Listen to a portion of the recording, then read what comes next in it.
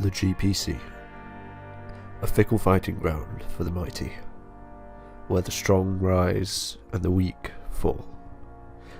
One contender is yet to prove himself. Arriving in Season 3, he was thought to be a prodigy, showing strength against one of the league's veterans. However, at every match he failed towards the later hurdles, and thus fell into darkness. Season 4 went off to a strong start, looking very strong, at the top of the table for many weeks, and losing a few games due to hacks. This put his whole season on tilt, and he lost 6 games in a row. As Season 5 arrives, he's looking to finally grasp what was taken away from him. A victory, perhaps the promise of playoffs, who knows. But all we know is that the team that he has drafted is somewhat decent this time, as will be shown very shortly. Hey guys, it's Gareth, also known as Pew Pew Pew, and welcome to Season 5 of the GPC. This will be the draft analysis and sort of introduction to the season. Quite a lot has changed. We've gone to 12 people by division, and there have been some things that have been allowed in the draft, but we'll go with that as the picks come. More importantly, I have a sub-coach this season, one of the coaches from the previous season. Why don't you introduce yourself? Hello, I'm Rufus. You may remember me from multiple losses against Gareth. And hacks against everybody else, and myself, really. Yeah, and you as well. I still lost that game. Should have been a 3 or 4-0, ended up being a 1-0. Yeah. Mega-Latias is too good. Magmortar dodges. Magmortar 1v1 Terrakion 100%. Yeah, true. Earthquake, Mac Punch, easy. Power Up Punch and Fire Punch, and next door's dogs are going crazy. Right, just to preface this, the draft was an initial plan brought up by Rufus. He sort of he made a bunch before the season and was sort of selling them away, I guess, to everyone. Basically, yeah. And so he sort of sent me this one, and I liked the initial cause quite a lot. The ending wasn't really to my liking, so we sort of fine-tuned that towards the end, obviously. So I'll let Rufus go over his picks, and I'll then say my point of view on them. So why don't you start with our first? Well, for some stupid reason, the coaches voted to unban Mega-Latias. Not only that, but they left it to go to third pick, which is yeah, that was even more insane, and so we got it. Yeah. We got Mega-Latias. I was scared because you were confident that Merc wouldn't get it because you'd already known his pick, but there was somebody else between us. It was Melon, I think, and I was very scared at first that he would try and take it, but he picked the Uniclus. Yeah, which is, you know, that's fine. Yeah. True. I mean, there's not really much more to say. It's Mega-Latias, like, easy game, easy life. Yeah, it's got great coverage, Carmine setup, stupid bulk, stupid speed. Yeah, the speed is amazing. It's basically a Cress with 110 speed and a whole lot more special attack. That's all it is. That's how dumb this thing is. Not to mention it can't get knocked off. It can't get knocked off. It gets more PP on its recovery. Yep. Its recovery isn't affected by weather. Oh, I should run recover and roost on 1 week just to make sure. Just in case you get PP storage. Yeah, true. You never know. Right. I mean, I used Latias last season. Didn't use it all too well. I ended up using an offensive set more often than not. There's a lot more options you can do with it, and I think Mega-Latias is sort of the embodiment of that. Like, when you look at its bulk, if you've got a week where you've got an issue with a particular offensive mon, just make it defensive. If you just want to run through a team, you can either do the defensive Carmine or just a full-on sweeper. Like, 110 speed and 140 special attack is plenty good for a special sweeper. It's got better special attack than Mega Septile or Mega Manetric and stuff like that. It's got better special attack. It's ridiculous.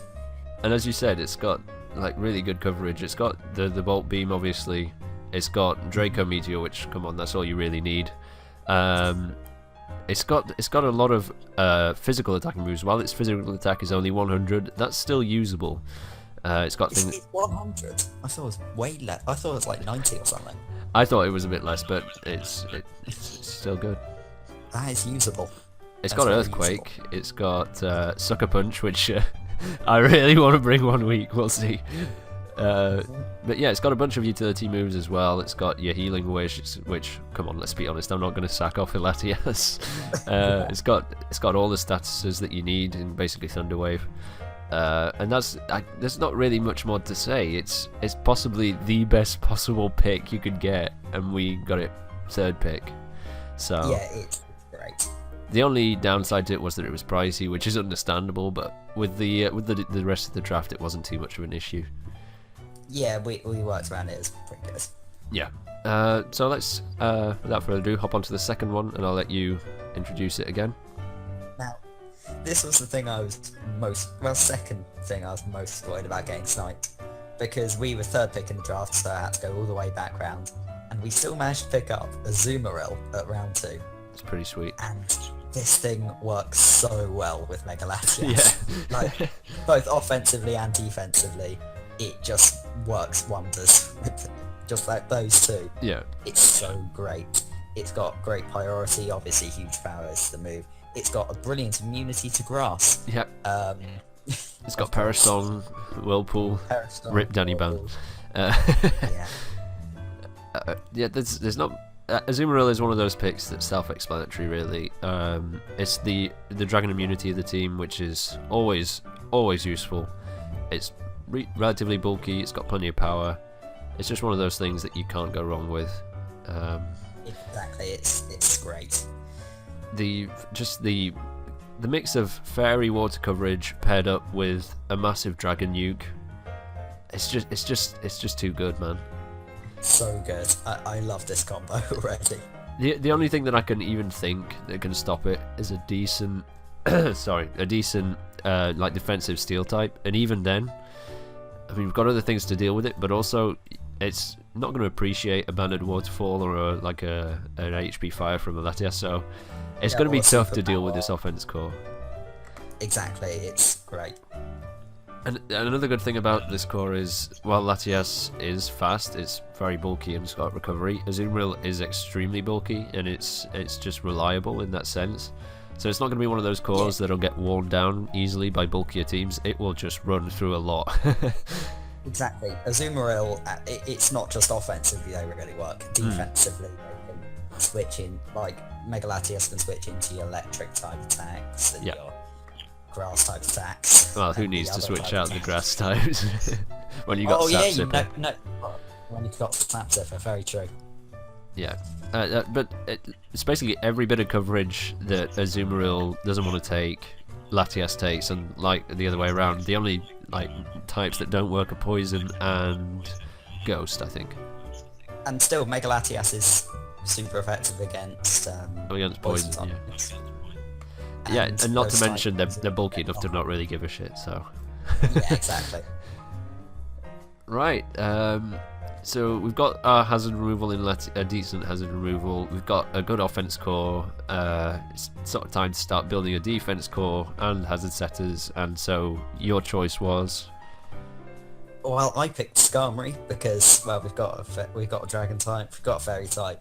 Might as well pick up a good steel type. And Skarmory sprung to mind as a really great defensive steel type. I used it last season. It was so good, I actually brought it every game, but that's because it was my only thing good for my defense. To be fair. And it was my only hazard remover. But we don't have that problem anymore. Yeah. We don't have that problem with this draft. It's just so good. I love Skarmory. It gets hazards, it removes hazards, so we don't have to rely on Mega-Latias every week to defog. We don't have that problem. Yep. It's great. One thing I like about Skarmory, which a lot of people overlook, is while 80 base attack doesn't look like much, it does get Autotomize and Swords Dance, so you can have some fun shenanigans there if there's a team that doesn't have much to break it down offensively. You can run a double dance set and sweep with like Drill Peck or something, I don't know.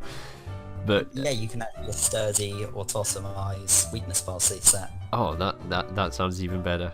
I was actually tempted to bring that one. But there you go. It's got basically both sets of hazards and spikes and stealth rock. It's got hazard removal, as we said. It's also got counter, which is such a fun move to use. I love moves like counter and mirror coat. So there's not really. It's another one of those mons that's self-explanatory. It's not super versatile in the way that it's used. It's either going to be defensive, especially defensive, or a meme set. But either way, it just fills every hole that we need, really. Yeah, it's just so good at what it does. Yeah, and every bit of coverage that it doesn't want to take, Latias does, so it really doesn't matter. We've got such a disgusting cut already. It's great. And not to mention the next pick adds to it so much. It's that even worse. Now this next pick was the pick that I was most scared of being sniped, with having both Shardy and Merc in the division. But I was surprised it got through to us, and I'll let you introduce it once more. Well, somehow we got round 4 Nidoqueen. Basically, the thought process here was, we're gonna. I always build teams which are weak to fairy for some reason, and I didn't want that to happen.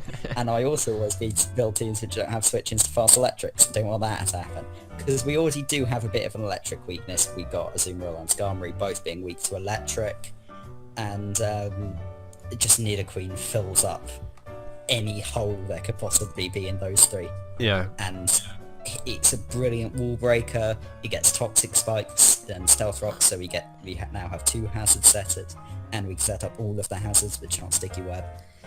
It's a really great mon, and I'm surprised we got it round 4, and I'm really happy we did. Yeah, it's Nidoqueen is one of those mons that performs a lot better in League than it does in Standard, mainly because of its insane move pool. It's ridiculous. One thing I love about our team so far is, does Skarmory get quick attack? No, it doesn't. Oh, I'm upset. I was going to say every mon we've had so far has priority, but Skarmory had to ruin it. You know, who needs priority when you have weak armor? True. It doesn't get nasty plot, so it's not as good as Mandibuzz, but still. If you look back to my last season, my main issue was similarly to yours. I didn't have anything for electric types. Every season I've drafted, which is 2, I didn't have an electric immunity, and that always came to bite me in the ass. The advantage of Nidoqueen is it's not weak to the grass coverage, which a lot of electric types get, whether it's grass knot or HP grass. We have the least ground weak team possible currently. Yeah. We've got resistance in Latias, an immunity in Azumarill, 4 times resistance in Skarmory, and then neutral Nidoqueen. Yeah, it's one of those things where this is the kind of team that a lot of people say that Mega Venusaur is unbeatable if you don't have the right team. This is the kind of team that will just give no shits about it. Yeah, it will break it. Just Mega-Latias alone. Because Mega Venusaur is typically what people would bring to, well, something like a grass poison type, some people would typically bring to take down Azumarill, but then we have so many things to deal with those. Yeah. Not really much more to say on Nidoqueen, aside from the fact that I love it. I've always wanted to use it. I had Nidoking in Season 3 because I wanted Nidoqueen, it was taken. But I think it's going to be one of the more reliable mons on the team. Similarly to Mega-Latias, it's going to be one that's coming very often, just because of how good it is, basically. Not really much more to say about it. I didn't mention that it's got Super Fang, which is always fun for like some sweet memes. Fang, yes. And Disable. That's people overlook things like Disable when there's a choice sweeper. You just disable it and laugh in its face. But that's neither here nor there. At this point, we're kind of one thing that, if you look back at my seasons, I do really like is momentum switch up. I just love Volt Turn and all that shenanigans. And so I was really glad when I saw this on your plan, and that pick is. Well, we've got a returning Crawthorne Crabhammers member in Rotom Mo. Hopefully he doesn't miss Leaf Storms this time. Yeah, true. And Rotom Mo, it was at this point in the draft where I thought, probably should cut down on all this spending. Cut down. Hey. Oh, yeah. Anyway, moving swiftly on, we've got essentially we had spent so much I think with the first 3 picks we had burnt through 51 of the 100 points. Yeah. Then Nidoqueen added to that. And so at this point I thought, cut down spending, let's look for a good grass type so we can work on our fire, water, grass stuff. We already got water type. Find a good grass type. And I was looking through them, I thought, Rotom, that's a grass type mixed in with a really good electric type. I just thought, yes, that will work. And it's also another grass persist, so that is just adding. Yeah, we basically drafted an anti-Erica team, so good luck with that. This, as you know from last season, Rotom is surprisingly versatile, to say that it's not got that much remove pool and sort of basic stats really. Just the fact that it gets Will-O-Wisp and Pain Split while having like Volt Turn and good offensive moves, it just makes it a decent all-round. It encompasses a lot of things, is what I'm trying to say. It can be defensive or offensive. It's decently speedy. It's decently bulky. It's just a good pick. It's not a great pick. Picks are really great, and Rotom, I think, really fits this team. Yeah, it does. An offensive grass type really does just complete the stupidly disgusting core we've got on right now, and momentum switch up is always nice, so it was a brilliant fit. Yeah. And we've got a second T-Waver. Or is it third? I forget. No, it doesn't get T-Wave. No. I was thinking of Skarmory, you've got T-Wave, but no. No, Skarmory doesn't get T-Wave. That would have been sad. Right, this one was, I think it was Lantern. No, we had a water type here initially, and that got sniped, so we dumped onto Lantern, and then traded this out during the grace period. We were sort of messing around with a lot of things at that point, so I'm not going to go into too much detail as to why this is in this point of the draft. We just needed a bit more speed, and maybe a bit more physical attacking presence, because we've got a lot of special going on right now. And Durant just seemed to fit the bill. A good bug type is always good. It's one that's rather useful in draft. It's got access to set up both speed-wise and attack-wise. It's got a decent enough move pool for it to be usable. It's got rock coverage. It's got fighting coverage. It's not one of those picks that's going to be appearing every week and doing a lot of damage or whatever, but it will be one of those picks where there'll be one week where it'll put in a certain amount of work, and that's all it needs to do. Yeah, I really like Durant. I think it's got really good speed, it's got decent attacking stats. It can just kind of go outspeed a few things, punch some things. And also another, the original thing we wanted here was Blastoise, which got sniped 2 turns before. Yeah. Then we kind of panicked and went Lantern. And then in the end, because the reason why I was thinking these other bulky waters was because our team was looking very Ice Weak. Because we had Mega-Latias weak to Ice, Nidoqueen weak to Ice, Rotom weak to Ice, and Azumarill also only resist. So I was thinking, yeah, okay, we need another Ice resist, but another bulky water, something more defensive than Azumarill. But in the end, we were talking about, dropping Lantern because it didn't really fit at all. And so I was bouncing around ideas for, Ice resist, which are also fast, and then Garrett said Durant, and so we got Durant. And I like Durant. It also gets T-Wave, so there's what's not to like. Exactly. Yeah, it just seems to fit the bill. One problem with Durant is it's got hustle, and we all know Gareth copes with moves which aren't 100% accurate. I'll just run the entrainment truants every week. That's all I can do. Yes. Right. We'll move swiftly on to possibly my favourite pick of the draft, mainly because I love this Pokemon. Yeah, I love this pick as well. But this was your pick, so I'll let you introduce it.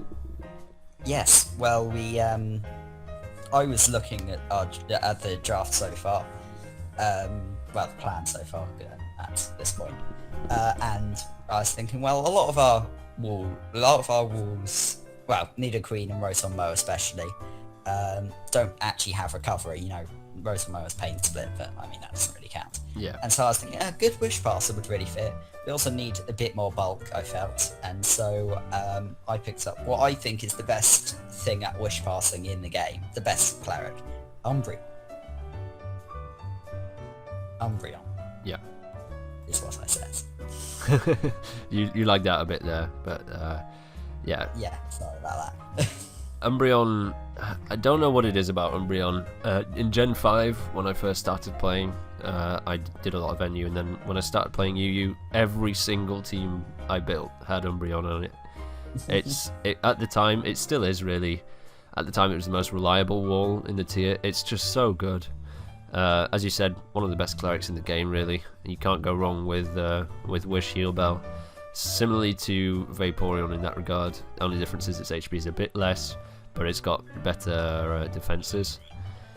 It's also both Umbreon and Vaporeon have Baton Pass, which is really great for Wish, because you set up your Wish, then take a hit, and then get the slow Baton Pass out and go into something else, and just heal all the way up. Another thing that can be fun is taking a page out of Dunn's book is you can curse up, Baton Pass out into something that's got a white herb, and just laugh at them. Or you could take a page out of Shroom's book and Baton Pass into something which has Trick Room. Oh, that too, yeah. Physical Delphox, let's go. Physical Delphox, yes. Kind of spoiling my next pick, but whatever. Yeah, is there anything more to say about Umbreon? It's not really got the most versatile move pools. I mean, it gets tackle, that's what you really need, right? It's got a decent amount of what do you call them? Like status moves, I guess you can say. It's got. It's one of my favourites. Could be to use like Psych Up on a Carmine on like a Cress and just laugh at it, something like that. But that's neither here nor there. It's got Wonder Room, which could be fun to use at some time. Confused, right? Okay, oh yeah, the best of all. It's also got Growl, so it's definitely the best mod in the game. Yeah, it's basically Intimidate. It's basically Arceus at this point. Yeah. Yeah, it just fit the bit. It's another one of those things where on the actual team itself, like looking at the pick on its own, it's not super overwhelming. Aside from the fact that it's Umbreon and I love it, but it just fits the team so well. It's just going to be another one of those picks that can come reliably week in, week out. So, and I don't think we're going to struggle with having switch-ins to things. Yeah. With a combination of Mega-Latias, Skarmory, Nidoqueen, Umbreon. What can those things? It's quite an unbreakable wall core that still has incredible offensive presence. So yeah, Umbreon's probably the most passive thing we have, but it still has Foul Play, so it can't really get set up on by a Salamence or something like that. Yeah. Right, so going on to the pick that I spoiled. Yes. Initially, this was Magmortar, Swagmortar, one of your signature picks. I really like Magmortar. But I'm not a huge fan of it, and I wanted something because this was before we got Durant. I wanted something with a bit more speed, and Delphox is probably my favourite Gen 6 mon to use competitively. I don't know what it is about it. It's the mix of having somewhat of a usable special defensive, like bulky stat, while having good speed and special attack, similarly to regular RTS in that regard. Having both fire and psychic coverage is pretty strong. It breaks down a lot of cores, surprisingly. It's got decent coverage, not all too great, but good enough to break through a lot of cores. And it's got switcheroo, and that's all. It's basically an anti-Cress move, and that's all I need, because I really hate Cress. And of course, you could go back to the original set in the early days of X and Y, the Power Hub Solar Beam Magician set. Yeah. I'd never really used the Magician set, but it was one of those that was sort of trolly enough to be fun. So I might bring it at some point. Basically, the set in the early X and Y days. It's got Carmine, it's got decent coverage, it's got Will-O-Wisp, so it is. I don't see myself bringing it every week, kind of similarly to Durant, the way that we're going to be using it. It's not going to be an every week kind of bring, but it is going to be one of those that on certain weeks it will put in a lot of work, and that's all it's there to do. It's very good at dealing with offensive fairies as well, because you just whack an Assault Vest, or not even really Assault Vest on it, and it will take Hyper Voices from like Sylveon. Oh yeah, for sure. And, It's you know, it's a lot better at taking hyper voices than Wormadam Trash. I'm sad to say. Right, another one of my picks. All the sort of lower price ones were mine because it was sort of just messing around with the ones that Rufus had and sort of fitting my style a bit more. yeah, because there was originally kind of Aerodactyl in the next two spots, but Yeah. Gareth vetoed that. And mainly because of one of the later picks that I really wanted to try out from the start of this season, basically. But before that, we have Primeape, a solid, fast fighting type that's got U-turn, and I think it's got all the elemental punches, I want to say. It's got a lot of them. I think it does. Thunder Punch, Ice Punch, and Fire Punch, yeah. It's got, obviously, that makes it, it gives it a lot of good coverage. It's got Defiant, which is always a useful ability. It's sort of like a cheap man's Mienshao is the best way to put it. Aside from the fact that it doesn't get knockoff, but it's a similar style of Mon. Doesn't particularly help, but I mean, it's usable. Yeah, the main thing I wanted it for was just to have a fast U-turner to pair up well with Rotom-Mow, and something that could break down steel types, because, as I said, the only thing that can really stop Azumarill and Latias so far are steel types. Delphox can sort of fit that role, but if it depends on, of course, which one it is. It could be like an Empoleon, as much as I hate to say that. Primeape deals with that better, so. To be fair, everything deals with Empoleon. Everything. True. Game. Even our last pick deals with Empoleon, but we'll go. Actually does very well. We'll go with that as we come to it. Do you have anything to add about Primeape? It's a really solid mon. I like Primeape. Obviously, yeah, completes the Volt turn with Rotom-Mow. It's just really good. I really like Primeape mainly because it's got some coverage that people just don't see. And frankly, it doesn't make any sense as to why it's got it. Seed Bomb, for example, if somebody's got their sort of physically defensive wall is a Swampert or a Gastrodon, just Seed Bomb it. Why does this thing even get Seed Bomb? It makes no sense, but it does, and that's all that matters. Overheat, yeah. That's going to be a solid meme. It also gets Final Gambit, which is fun. I don't know. It's just got a whole lot of moves that people won't see coming, and used in the right situation, and with my crazy mind, it could work. So we'll see. And also, it does get dark coverage in like the form of punishment, doesn't it? Yeah, it gets punishment and Night Slash. Punishment is good for Cress if it's setting up or something like that. True. Yeah, we basically drafted an anti-Cress team. Yeah, we've done very well at that.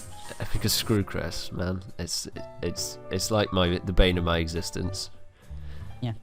And speaking of destroying walls, oh boy, this is the thing that I've wanted to pick up since the end of season 4. Rampardos.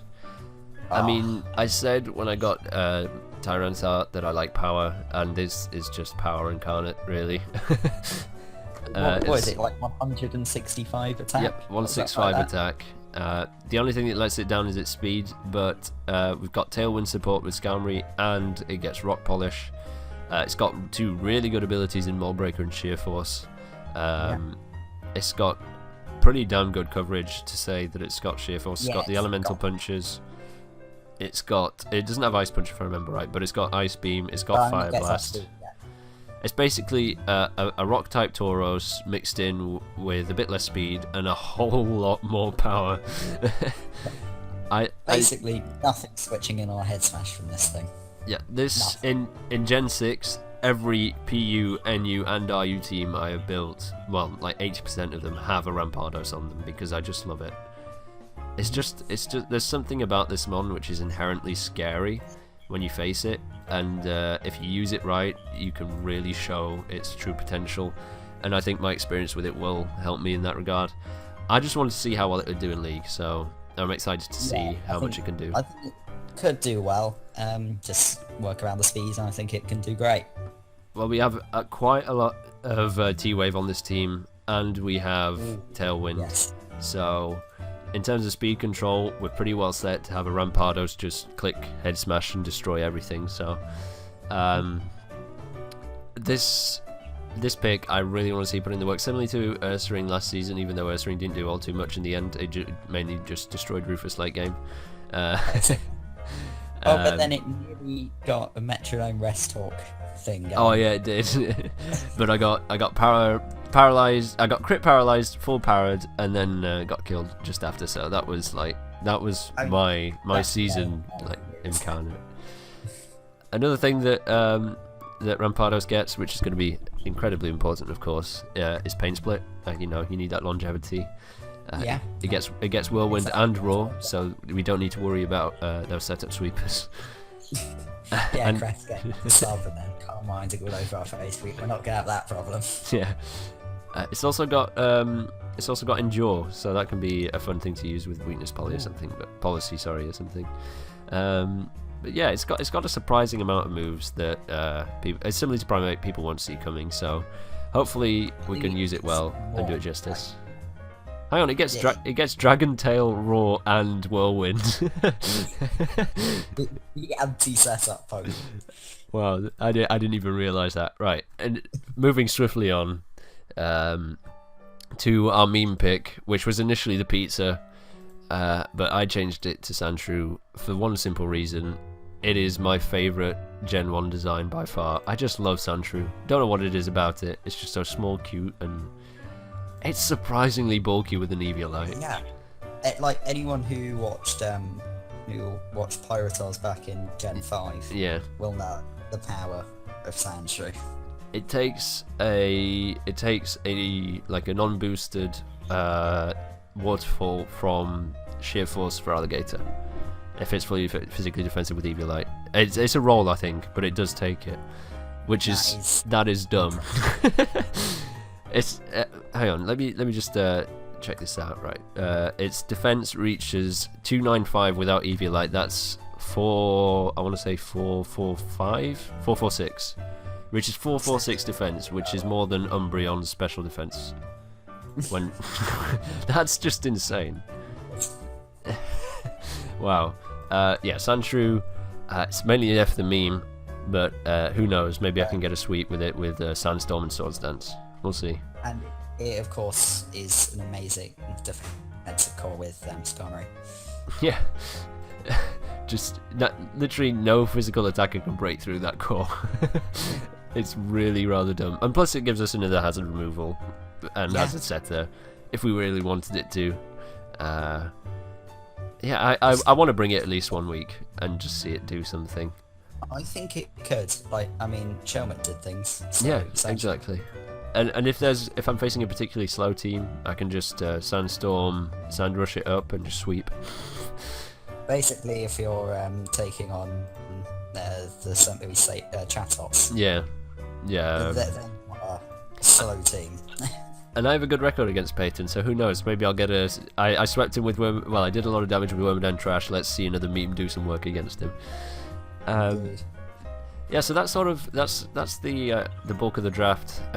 We can the bulk of the draft that was not intentional, but the sort of main gist of it is I'm kind of, to be honest, I'm really rather excited to use this team.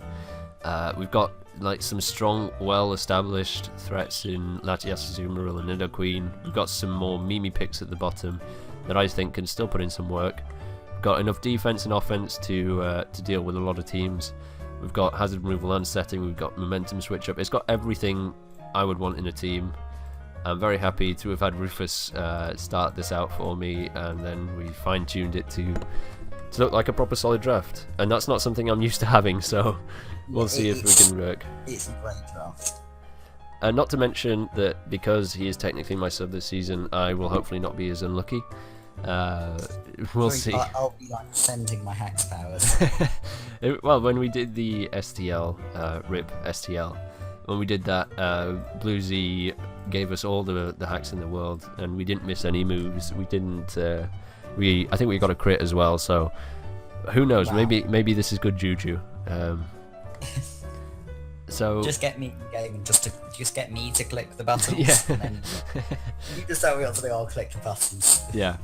I think this is a season where we can make playoffs because I think it's the top 4 of the division out of 12. Yeah, it's got 4. So Get in. I think this is certainly a team which can make playoffs. Oh yeah, it's just a matter of me not messing up and and keeping my head in the game, which I think I can do. I've learned from my mistakes. I think I showed that in the beginning of season 4. I just got tilted midway through. So if I can keep my momentum going and just win a lot of games early on, I think I'm set to perhaps even be a championship contender. We'll see. I really want to face some of the people in Division B, so I'm looking forward to making it there. And plus I get to face Shardy this season, so it'll be nice to wipe his smug smile off his face. I mean, you say that, but what if you're ill and then I have to fight Shardy? Even if I'm ill, I will still fight Shardy. I could be dying and I'd still fight him. You still fight him. I'd take time off work to say, sorry, I've got to fight Shardy. So I've actually got to fight this German guy. Right, well, that's pretty much all we have to say, really. I want to thank Rufus both for the draft and for just coming down and chatting with me for this past, half hour or so. Yeah, it's been fun. It's been very fun. He'll be helping me throughout the season, perhaps with building, maybe even doing a week's battle or two for me, depending on how busy I get.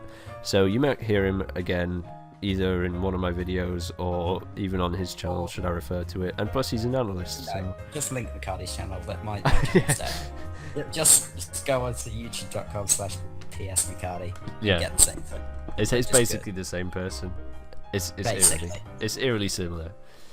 But yeah, thank you for watching, and I'll see you in the next one.